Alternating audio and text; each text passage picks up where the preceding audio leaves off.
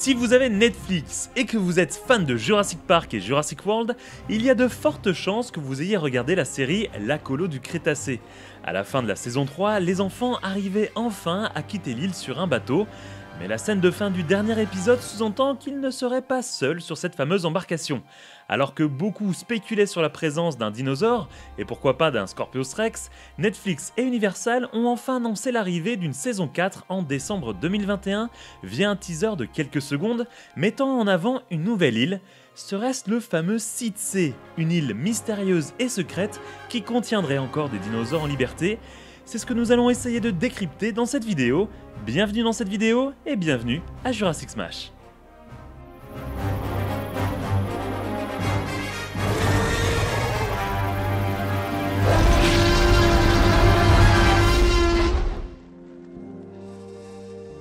C'est par le biais d'un teaser de quelques secondes que Netflix et Universal ont dévoilé l'arrivée de la saison 4 de La Colo du Crétacé et, comme les rumeurs l'annonçaient depuis un moment, les enfants vont arriver sur une nouvelle île dans cette nouvelle saison.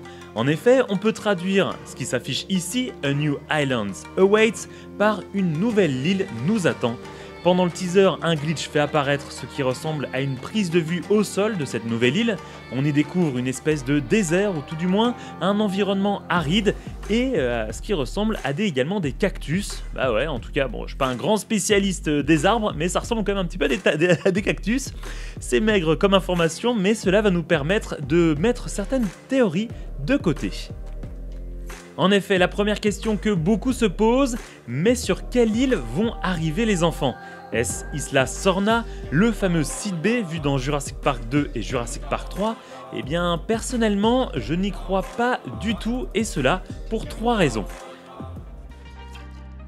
Premièrement, la phrase « une nouvelle île nous attend » sous-entend qu'une vraie nouvelle île, qui peut exister dans l'univers de Jurassic Park et Jurassic World, mais que nous n'avons encore jamais vue, pourrait donc apparaître. Et le fameux site B a déjà été vu dans 2 films.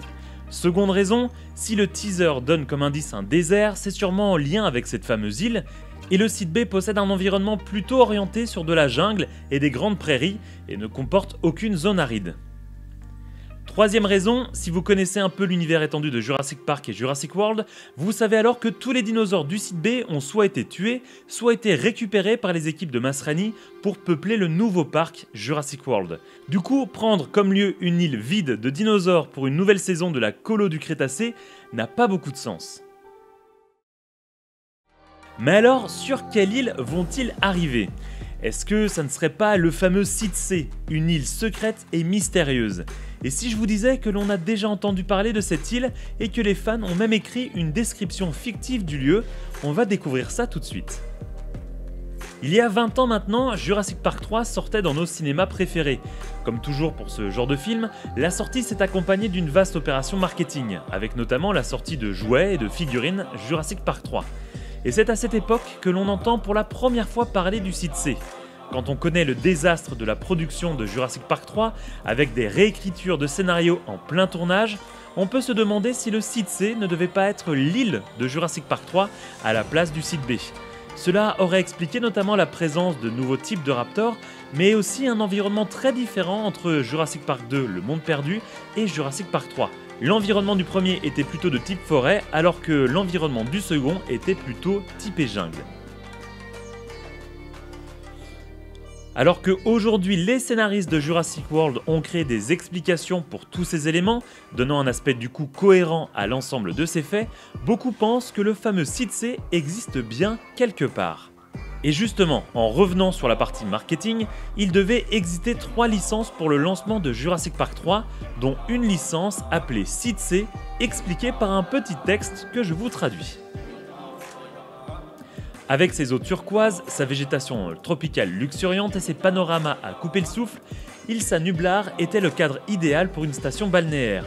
Mais le rugissement lointain d'un Spinosaurus enragé, le grondement sourd d'un T-Rex hostile, le cri strident d'un ptéranodon en colère nous rappellent qu'une visite à Jurassic Park n'est pas une belle journée à la plage. Les couleurs tropicales, les graphiques de surf et les accents de fleurs d'hibiscus du Site C cherchent à évoquer un côté de Jurassic Park qui est perdu, mais pas oublié. Cela ne nous aide pas beaucoup, mais on sait que ce fameux site C existe bel et bien dans l'univers entre guillemets de Jurassic Park et Jurassic World.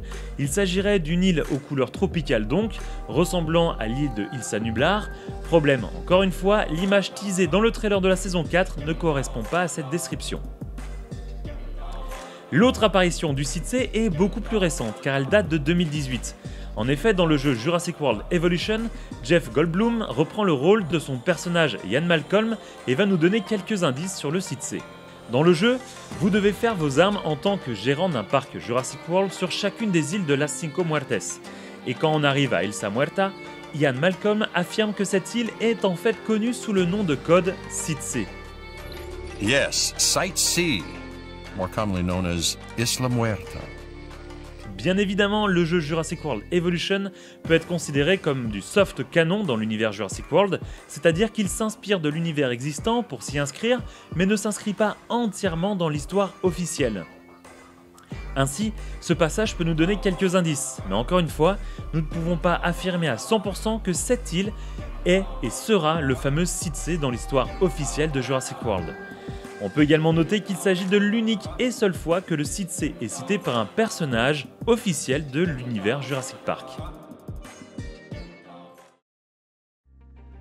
Et si le site C était une île loin des 5 îles de Jurassic Park et Jurassic World, une nouvelle île complètement inconnue, c'est un point qui est basé sur la théorie de fans.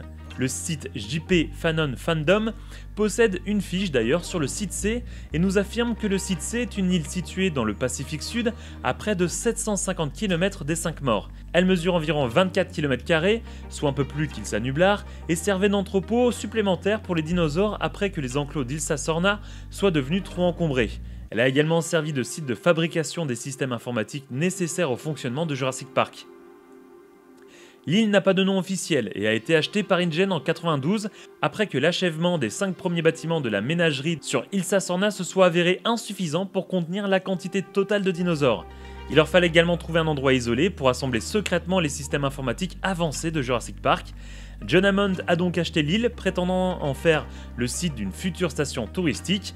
Comme personne ne possédait techniquement l'île, bien que les Américains l'aient revendiquée officieusement en 1889, et que personne n'en voulait vraiment, l'île a été achetée pour la modique somme de 40 000 $.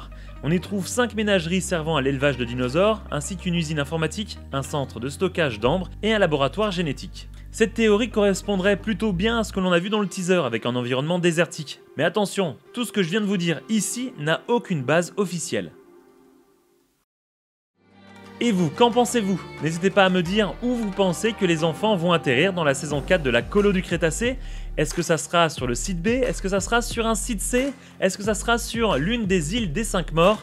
L'espace commentaire est là pour vous exprimer et j'essaye de répondre à tous vos commentaires. On pourra retrouver du coup la saison 4 de la Colo du Crétacé en exclusivité sur Netflix à partir du 3 décembre 2021.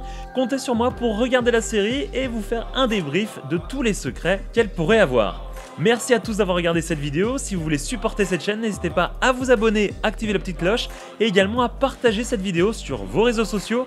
Moi je vous dis à bientôt dans une prochaine vidéo. Salut les Smashers!